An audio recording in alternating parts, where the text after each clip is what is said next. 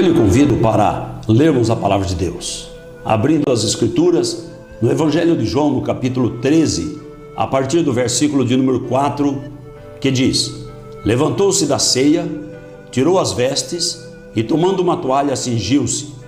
Depois, pôs água numa bacia e começou a lavar os pés aos discípulos e a enxugar-los com a toalha com que estava cingido. Aproximou-se, pois, de Simão Pedro, que lhe disse: Senhor, tu lavas-me os pés a mim? Respondeu-lhe Jesus: O que eu faço, não sabes tu agora, mas tu saberás depois.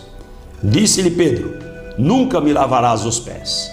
Respondeu-lhe Jesus: Se eu não te lavar, não tens parte comigo. Disse-lhe Simão Pedro: Senhor, não só os meus pés, mas também as mãos e a cabeça. Disse-lhe Jesus: Aquele que está limpo ou lavado não necessita de lavar senão os pés, pois no mais todo está limpo. Ora, vós estáis limpos, mas não todos. Versículo 12: Depois que lhes lavou os pés e tomou as suas vestes e se assentou outra vez à mesa, disse-lhes: Entendeis o que vos tenho feito? Vós me chamais mestre e senhor, e dizeis bem, porque eu o sou.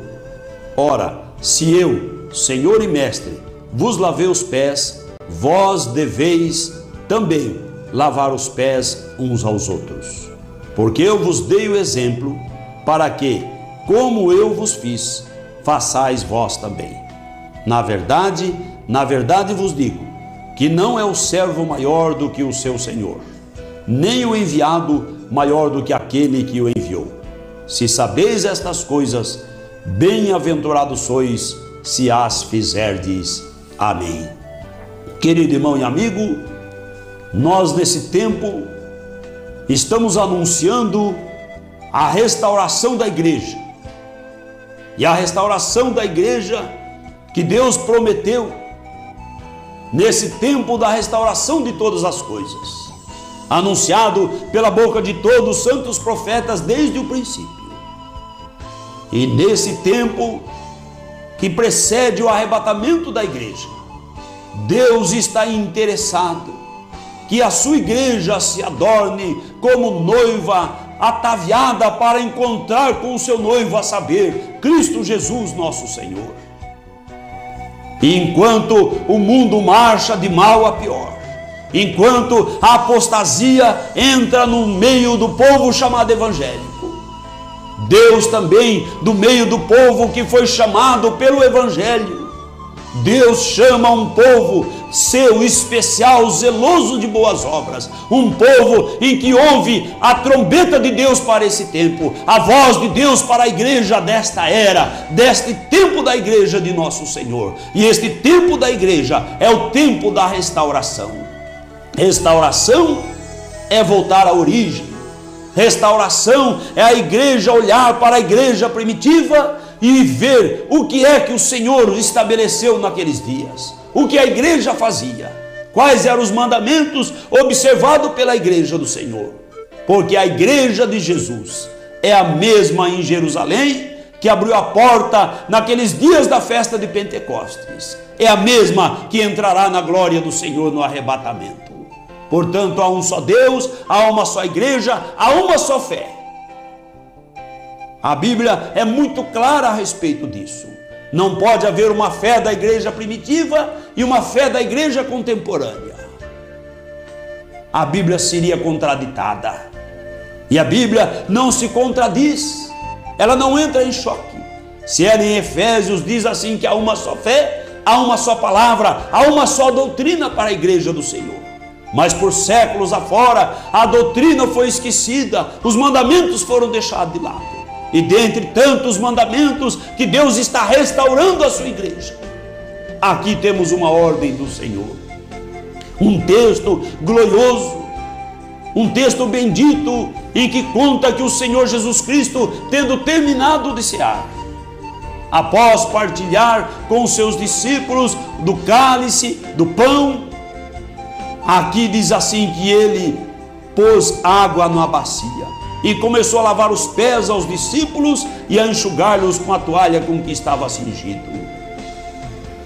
E eu fico observando as pessoas que querem torcer as Escrituras, dizendo isto é um ato simbólico.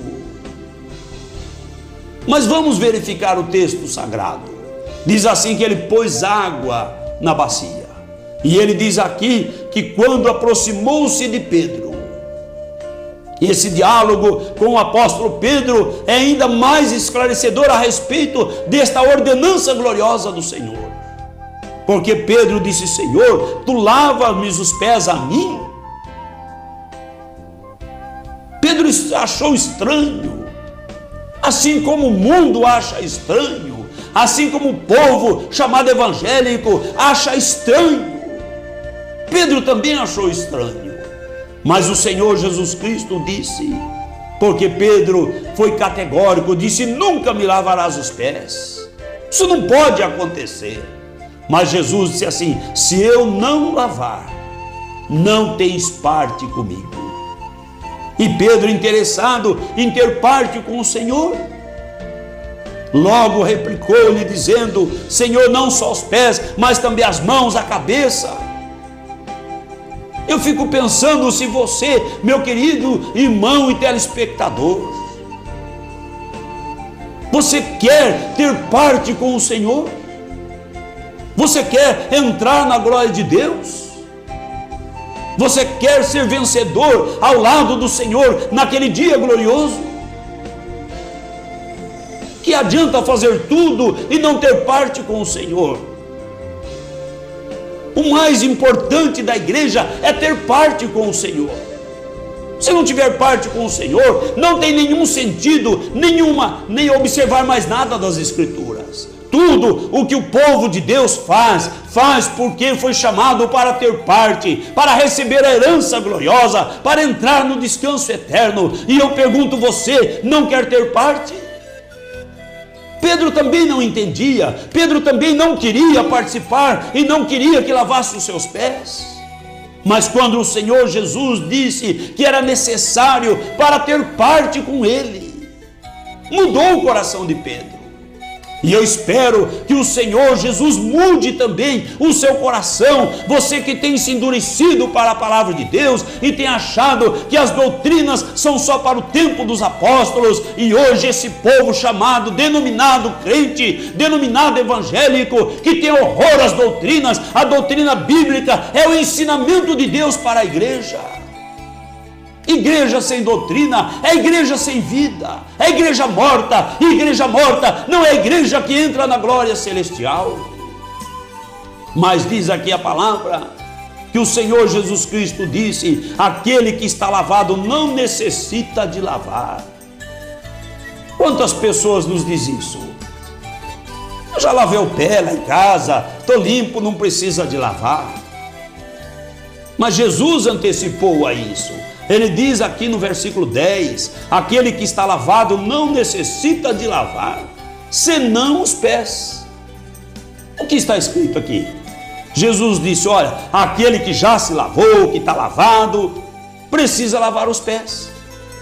E eu fico pensando nesses pregadores de historietas, gente que não tem o temor de Deus e que hão de dar conta ao Senhor naquele dia, que ficam dizendo: porque lá naquele tempo não tinha asfalto, tinha muita poeira, o povo vinha de longe e tinha que lavar os pés. Será que você já ouviu alguém falar isso? Saiba que essa conversa vem do diabo, inimigo das almas, que quer que as almas se percam, porque não é bíblico e não está com apoio nas Escrituras. Porque aqui o Senhor diz que aquele que está lavado, aquele que não andou na poeira, aquele que tomou banho, aquele que veio asseado para a casa de Deus, precisa lavar os pés. Foi o Senhor quem disse. E aqui mais abaixo ainda, ele diz: vocês entenderam o que eu tenho feito? Será que os amigos que nos assistem entenderam a ordem do Senhor? Mas Jesus continuou dizendo assim: vós me chamais mestre e Senhor. Quem é Jesus para você, irmão que me assiste? Será que você tem Jesus como mestre? Eu creio que sim. Será que você tem Jesus como seu Senhor? Eu espero que sim. Porque Jesus, se vós me chamais mestre e Senhor, e dizeis bem, porque eu sou. Ele é o mestre, ele é o Senhor. E é de se perguntar, o que significa mestre? Mestre significa ensinador, professor, doutrinador. Ora, interessante, mestre é doutrinador. E o povo hoje diz, não, doutrina não precisa. Se doutrina não precisa de mestre. E se não precisa de mestre, então dispensou o Senhor Jesus. E quem dispensa o Senhor Jesus Cristo, ele diz no Evangelho que naquele dia ele também dispensará essas pessoas. E ele diz aqui, vós me chamais mestre e Senhor, dizeis bem porque eu o sou.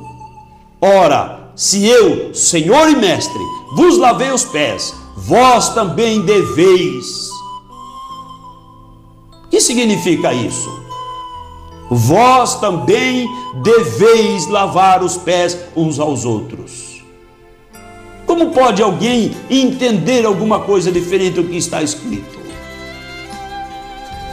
A primeira, e para mim, a única interpretação é esta. Ah, mas não é literal, é simbólico. Mas como ele diz, assim como eu fiz, ele diz aqui, ó, porque eu vos dei o exemplo, para que como eu vos fiz. Como que ele fez? Como que ele fez? Ele lavou os pés. Como eu fiz? Da maneira que eu fiz, da forma que eu fiz, do jeito que eu fiz. Assim como eu fiz, como eu vos fiz, façais vós também. Não existe maneira de dizer que aqui o verbo não é na forma imperativa. É claro que é determinante. Quando o Senhor diz façais, a voz é imperativa. Façais vós também. Aqui o Senhor Jesus dá mandamento. E eu fico ouvindo o povo com tantas desculpas para não obedecer a palavra de Deus. Ah, mas é um versículo isolado. Como a pessoa pode tomar a palavra de Deus, o próprio Deus feito homem, aqui presente, dizendo claramente, e a pessoa dizendo, ah, meu Senhor, isso aí é um versículo isolado, está isolando Jesus. É Jesus quem está mandando. Como pode a pessoa isolar a palavra de Jesus? Sabe por quê que o mundo tem feito isso? Porque o mundo corre a aprender de teólogos, de historiadores, aprender de terceiros. Esquece o povo da primeira das lições do Evangelho. Eu sei que o meu irmão que me assiste conhece. Mateus 11, versículo 29, o Senhor Jesus, ele trata aqui com muita clareza. Tomai sobre vós o meu jugo e aprendei de mim. Aprendei de mim, que sou manso e humilde de coração, e encontrareis descanso para a vossa alma. Porque o meu jugo é suave e o meu fardo é leve. Você com certeza recebeu esta palavra um dia, para abraçar a salvação no Senhor Jesus. E eu pergunto, de quem você tem aprendido? Chegamos ao absurdo de ouvir uma pessoa falar que Pedro havia errado quando mandou batizar no nome de Jesus. Por que a pessoa disse isso? Porque aprendeu do seminário tal, do teólogo fulano de tal, do doutor não sei das quantas. E Pedro aprendeu de Jesus. Por isso ele diz a palavra que ele aprendeu de Jesus, porque Jesus havia dito para eles, e diz para mim, diz para você, aprendei de mim. Se é de Jesus que temos que aprender, e eles, assim como eu fiz, façais vós também, como posso eu contender? O barro pode contender com o oleiro? A coisa criada com o seu Criador? Pode aquele que abraça a fé para caminhar no caminho do Senhor negligenciar tal comando do Senhor Jesus? Seria loucura. Mas diz aqui a palavra do Senhor, na verdade vos digo, não é o servo maior do que o seu Senhor, nem o enviado maior do que aquele que o enviou. Será que aquele que foi enviado é maior do que aquele que enviou? o discípulo agora é superior ao mestre? O mestre diz: façais assim como eu fiz, façais. E aí o discípulo: não precisa fazer, porque não sei o quê, porque... É interessante, na minha Bíblia que eu uso aqui, tem uma nota no rodapé, e ele diz assim: a igreja primitiva parece ter seguido o exemplo de Jesus. Será que isso é real? Isso é duvidar da fé da igreja primitiva. Se Jesus mandou, certamente a igreja obedecia, porque a igreja era guiada pelo Espírito. É fato histórico que a igreja se apostatou, foi presa por Babilônia e deixou das doutrinas, deixou da obediência, e fizeram tantas coisas no nome do Evangelho.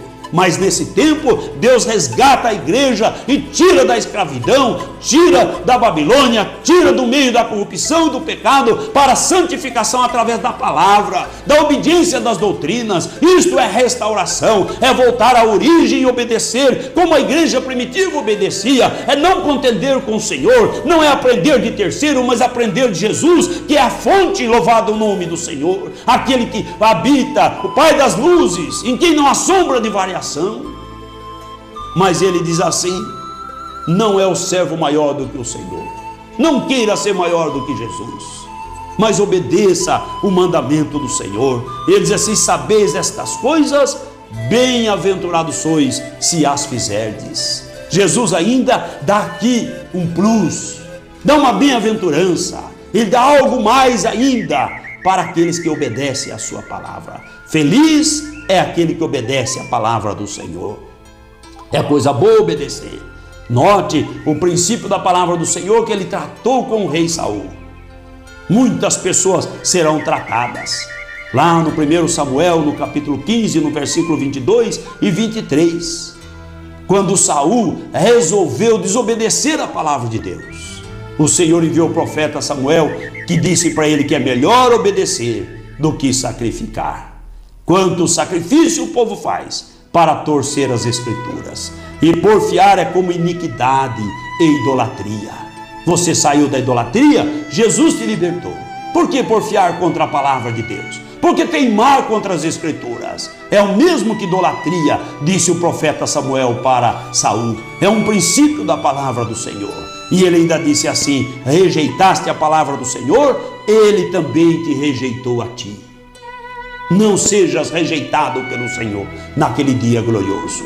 Não rejeite hoje a palavra do Senhor. Abrace a palavra do Senhor no seu coração. E eu fico pensando, é muito melhor obedecer. E eu creio firmemente que o Espírito Santo, que guia o homem na verdade da palavra de Deus, há de guiar o seu coração na revelação e na compreensão das Escrituras do Senhor. Porque então seria requisito lá em Timóteo, em 1 Timóteo, no capítulo 5, era requisito, capítulo 5, no versículo 10. Paulo orientou que as viúvas, para dependerem da igreja, tinham que preencher certos requisitos. E todos concordam quando lê lá: nunca seja inscrita viúva com menos de 60 anos, só que tenha sido mulher de um só marido. E o povo diz amém. Tendo bom testemunho ou testemunho de boas obras, o povo diz amém. Criou os filhos, amém. Exercitou hospitalidade, amém. Se lavou os pés aos santos, faz um X, risca. Porque quando que lava os pés aos santos? Na prática da ceia do Senhor. Como que aceita o restante do versículo e pula essa parte? Se socorreu os aflitos e praticou boas obras. Era requisitos para a viúva depender financeiramente da igreja. Era? Não, continua sendo, porque Jesus é o mesmo ontem, hoje e eternamente. E a sua palavra é ontem, hoje e eternamente. A igreja praticava, está provado nas Escrituras. Não se trata de um versículo isolado. Se trata de uma ordem direta do Senhor Jesus, que a igreja praticou no princípio, e que a igreja nesse tempo do fim volta a praticar, porque a igreja, pelo Espírito do Senhor, vem entendendo cada dia mais que melhor é obedecer do que sacrificar. E assim como rejeitaste a palavra do Senhor, Ele também te rejeitará naquele dia. E a igreja hoje Não tem tempo de rejeitar a palavra do Senhor. É tempo de abraçar e de obedecer a palavra do Senhor para entrar na glória celestial. Que Deus abençoe a sua vida e o seu coração.